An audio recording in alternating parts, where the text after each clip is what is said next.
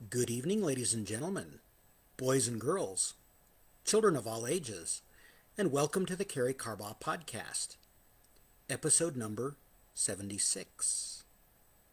Buenas noches, damas y caballeros, chicos y chicas, niños de todas edades, y bienvenidos a el Karey Carbaugh podcast, episodio número 76. Welcome. My name is Karey Carbaugh, and this is the Karey Carbaugh Podcast. My goal for these is to help inspire people in their self-esteem, perhaps lift them up if they are feeling down. So if you are one of those, you've come to the right place. And tonight's podcast, I think, is going to be particularly powerful. This topic came to me a few weeks ago, as many of them do, during a sermon at church. And I've been pondering it a little bit and trying to figure out exactly how I want to present it. As you can tell from the title, I've titled this podcast, Is It Possible to Love Others Even When They Don't Love You? How, you might ask? Well, that's exactly what we're going to dive into tonight. And again, I think this will be beneficial for your self-esteem if you're struggling with some of these issues. If you have people in your life that are difficult to love, maybe they don't love you in return. Perhaps you might substitute that word love for respect, and we'll get into that a little bit as we dive into this topic. But before we do so, I would like to have you let me know if you're tuning in live or on the replay. If you would, drop the word live or replay in the comments, or simply an L or an R. And let me know where you're dialing in from. These podcasts are reaching some interesting areas, and it's always fascinating for me to see where you're tuning in from. And don't forget to smash that like button, like if you do, and then leave me one of those comments down below. That helps the algorithms, helps show this to other people. And with that, let's dive into tonight's topic. And so what did I mean by, is it possible to love others even when they don't love you? Let's take a look at how that might be possible. As many of you know, I am a Christian. I don't hide that from people, but I also don't force it on anyone either. So if you're not a believer, this is not an apology, but I hope you'll take the message from this podcast and apply it in your own life in a way that's relevant to you. And perhaps this will expand your thinking a little bit. This example of how to love others, even when they don't love you, is illustrated many times in the Bible. I'm going to point out a few of those tonight. And God commands us, for those of us who are believers, God commands us to love our enemies and to pray for those or to love those who persecute us. I don't know about you. Have you ever had anyone in your life that doesn't love you, that maybe doesn't treat you with respect? Me too. And tonight's topic, I'll be perfectly transparent. This is difficult for me as well. I have to remind myself of this many times. But if we look at the example that Jesus set, one of the biggest examples was when he was being nailed to a cross. When he was being, I wanted to say persecuted. He was persecuted too, but yeah, the word is escaping me. But when he was nailed to the cross, he found himself faced with the people whom he loved, the Jewish people, his chosen people, that were nailing him to a cross. They were crucifying him. That's the word I was looking for a minute ago. not only were they turning their noses up at him and not believing who he said he was, but they were actually out to kill him. What would our normal reaction to that be? Perhaps to run? Perhaps to hide? But Jesus faced this head on. And as they were nailing him to the cross, he certainly had the power. He could have jumped down from that cross. But what would that have proved? Jump off the cross so that he can continue to live with those people who want him dead?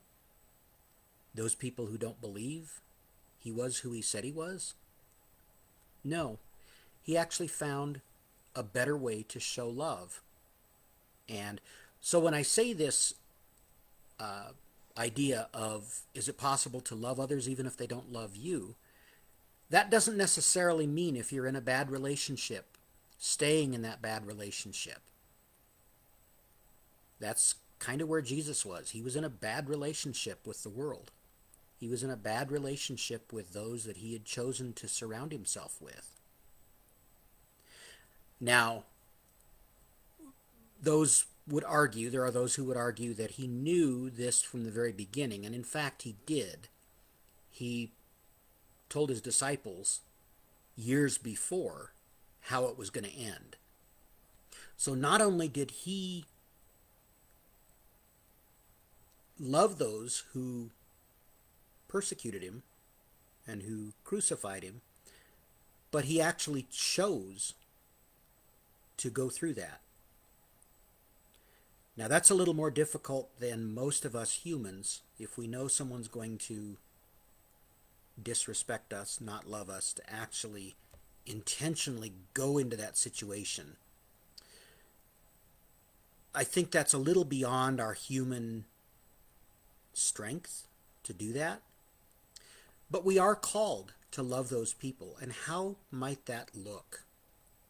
One of Jesus' final statements on the cross, I'm going to pull this up on my phone. For those of you who don't know, I am a person with low vision, so if I'm looking down at my phone, I'm not ignoring the camera. I'm simply getting close enough to my phone that I can read it. And I want to get this reference correct. This passage comes from Luke, the book of Luke, chapter 23, verse 34, where Jesus says, "Forgive them, Father, for they don't know what they're doing." So in his final breath, he asks for forgiveness of those people who are killing him, who are crucifying. He asks the Father to forgive them. Now that, my friends, is a true act of love. If someone is out to kill you, is your first thought to forgive them? I'm not sure mine would be. Have you ever had someone in your life that you were trying to love that didn't love you back? Me too. If you can relate to any of this, if you would, drop the word relate in the comments so that I know that you're picking up what I'm putting down. And so Jesus models this for us. He forgives the people that are crucifying him. He forgives the one thief on his side who is also being crucified and who tells the other thief who's jeering at Jesus, tells him to, quiet down. This guy might be who he says he is. And Jesus' response to him, even though he had done some things that were not tasteful in the eyes of the world and probably not in the eyes of God, Jesus actively forgives him and tells him that he will be in paradise with Jesus that night. So this is another act of love that Jesus shows on the cross. And throughout the entire trial if you will. I don't know that we would call it a trial by today's standards, but at the time it was a trial that he went through prior to his crucifixion. He never argued with them. He never tried to disprove what they were claiming. Everything he did, he acted in love and respect. Respect for their authority and love for their person. Even though he may not have agreed with what they were doing at the time, even those people were God's creations. And the Jews of the day who demanded that he be crucified, the Jewish people of the day, they were God's chosen people, the people that he chose to come and live among. And yet, even they turned against him. And so I think this is an example that God sets for us to love those people who may not be all that lovable, who may not be loving us in return. We're called to love them, to honor them, respect them, not necessarily to put ourselves in harm's way. And I think we often confuse the two, especially if we're talking about perhaps some of you are in a bad relationship, maybe an abusive relationship. When God says to turn the other cheek, I don't think he means to stay in an abusive relationship that's harmful to you. You need to respect and love yourself as well.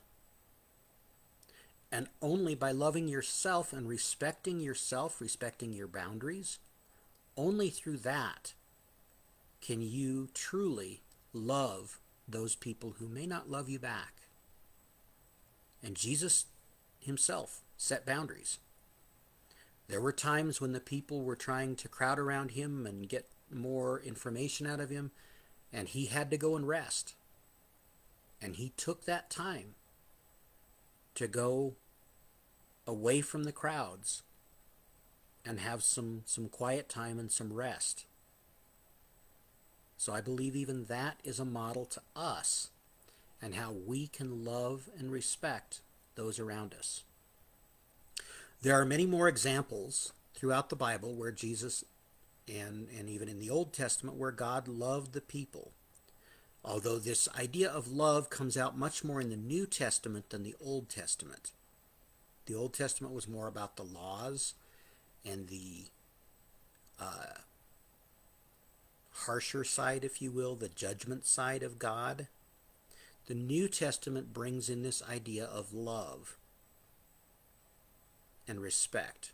Not necessarily what we think of as a worldly love between husband and wife or parent and child, but more of an agape type of love where it's unearned, it's unconditional, and it is enduring.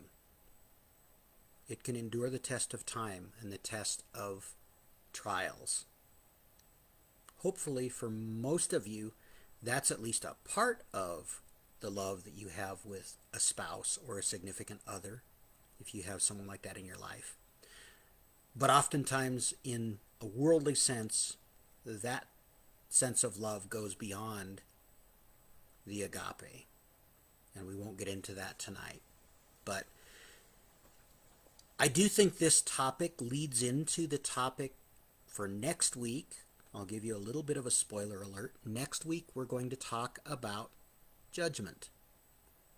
And I won't give you the full title or the punchline, as it were.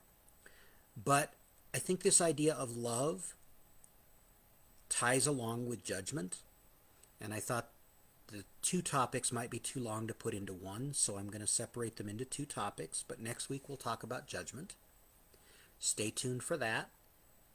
And I do hope you've gotten value from this. If you have, drop the word value or a V in the comments, and let me know that.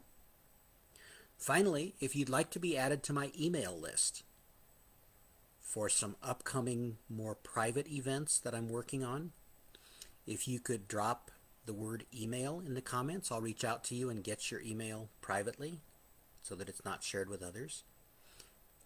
And then I will email you once those events become available. So with that, I think this brings us to a conclusion on tonight's topic. I hope you've gotten value from this. I hope this has been worth your time. And as always, I sincerely appreciate you tuning in and appreciate your support through these 76 podcasts. Many of you have been with me since the beginning. I never thought I would do one podcast, much less 76 of them. So, thank you so much. It's only because of you all and your support that I'm continuing to do these. So with that, I will let you get back to your night or your day, depending on when you're watching this. Again, if you would, let me know whether you're watching this live or on the replay by dropping the word live or replay, or simply an L or an R in the comments. And smash that like button, like if you do. And if you think somebody could benefit from these, it's always good to share them. I have a few people that are sharing these, and I sincerely appreciate the shares because that broadens the reach on these podcasts. Okay, with that, I will let you go. This has been the Karey Carbaugh podcast, and my name is Karey Carbaugh. Until we meet up again, or until I pop in sometime this next week, make it a blessed week, be a blessing to those around you, and have a great day. Good night for now.